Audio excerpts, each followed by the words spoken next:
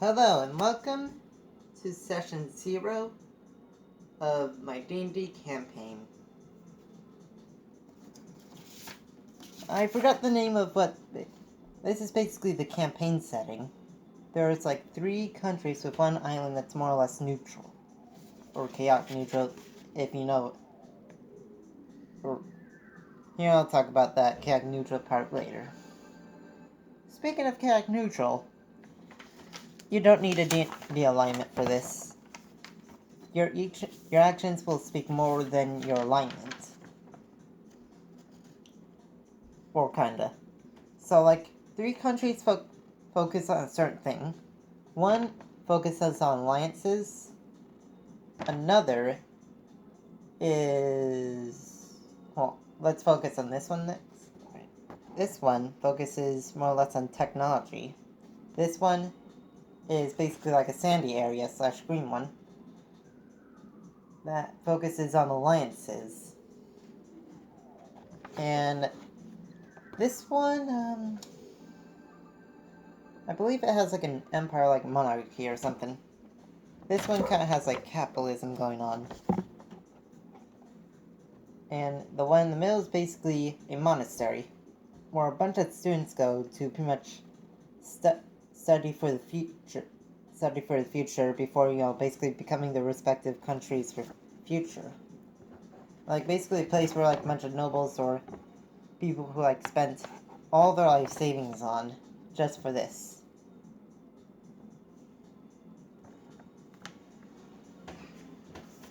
Alright, now, to make your character. First things off, your name. Second things off, you start at level 1.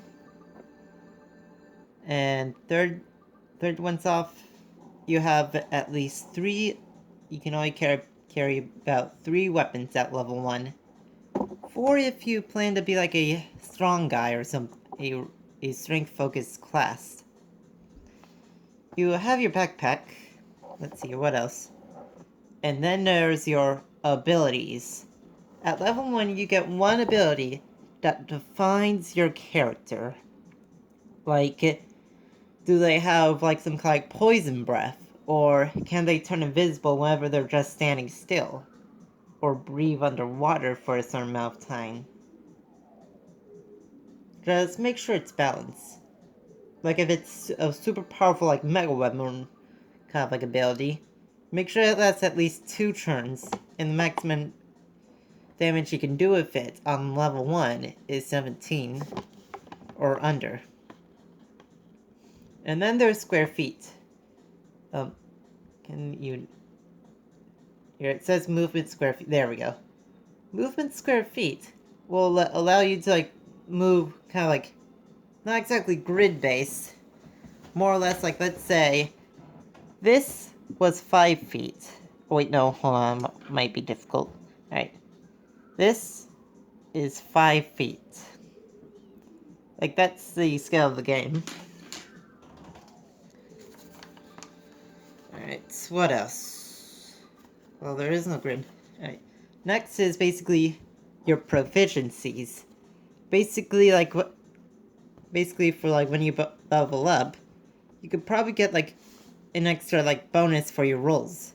Like, +1 in persuasion, intimidation, strength, dexterity, as in, like, jumping acrobatic stuff. And what else? Investigation, which could apply to your intelligence, and wisdom. Or just mainly intelligence. Next is your classes. At level 1, like, you can only have, like, 1 class. Like a rogue, paladin, warlock, fighter, basically you can also make your own custom classes as long as they're balanced. One, like, big thing to know about this game, that, like, other than, like, having almost total customization, you have to make sure that customization is completely balanced. Like, you can't exactly say that you can kill all the enemies in 1 turn or something at level 1. At least be able to do that at maybe level 5, and even then, like, make sure you do at least, like, damage, not say half of them are dead, or all of them are dead, or something, you know? There's your treasure. Basically, whenever you're not in combat, you can put some of, like, the stuff that you have in your backpack to basically put in your treasure room, so that way you have more space in your backpack. Anyway, back to classes. On level 2, you can multi-class, but if you do so choose to, you can't get, like, you can't get maximum level. When you multi-class, it's not more or less... Barbarian Druid is now level 2. It's more or less... Oh wait, Barbarian Druid is level 4.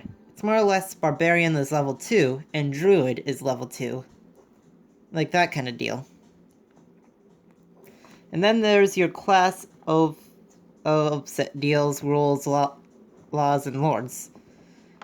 Basically, you have like a certain amount of like rules or details to your character that you can use to like nerf them.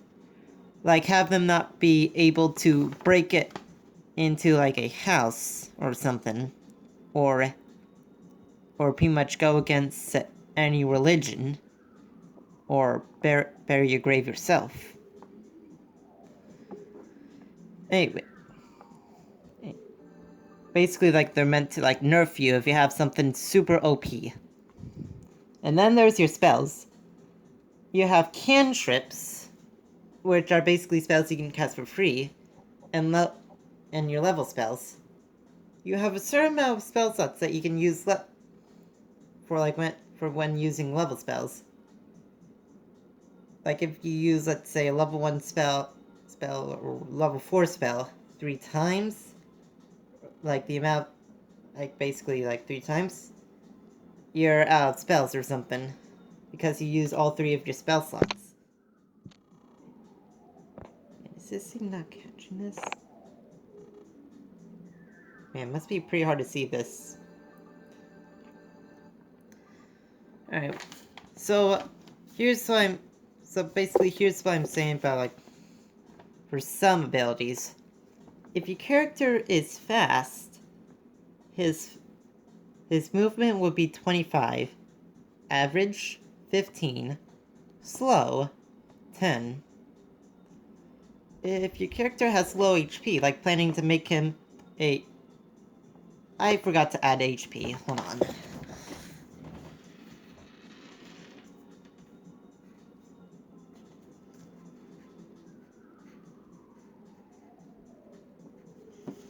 Alright. If your character, let's say, like, the maximum health you can get is at least 25 as well. Or whatever, by, like, one of the Instagram pictures I have. Like, my Instagram will tell you a lot about the rules to know. Like, if you have high HP, make sure a lot of other things are a bit lowered. If you have high speed, other things lowered.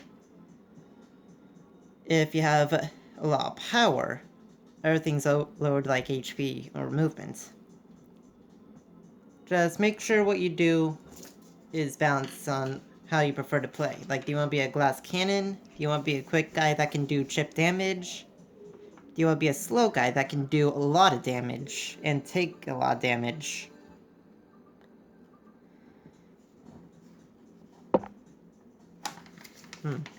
I believe that's just about it, I guess. Other than that, your packs, if you want to have like some kind of certain piece of gear like a fire sword, make sure it has something to do with your backstory or something. Or why your class is the way it is. If you want to, of course. Alright. Now, let's make the setting. You're at your local tavern, right in here. Or wait. No, here. Anyway, basically the technology place. Yeah, the technology place. As you were just sitting down, relaxing, you overhear that There are some rumors of some old ruins nearby the tavern that have some treasure, but there are certain traps there, as well as a bandit pretty much roaming around the area looking for treasure. He says that might not be long until the treasure is taken. So, off you go.